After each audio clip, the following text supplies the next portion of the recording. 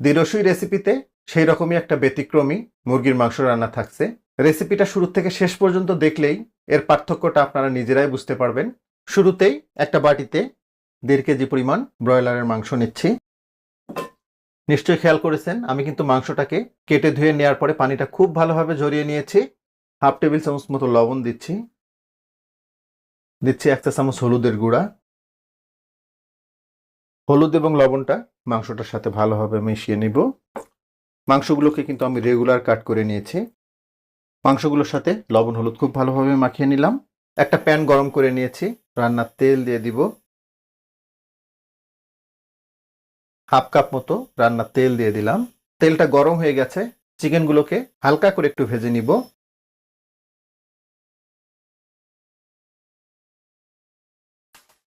চিকেনগুলোকে কিন্তু অবশ্যই হাই হিটে ভাজতে হবে। লো হিটে ভাজলে চিকেনটা থেকে